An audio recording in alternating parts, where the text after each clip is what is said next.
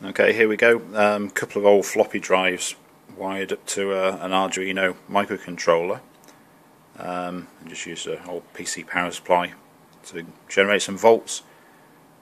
And all the Arduino is doing basically is sending pulse commands to the step and direction of the stepper motors at certain frequencies to play music. So here we go, bit of Star Wars Imperial March with a bit of luck.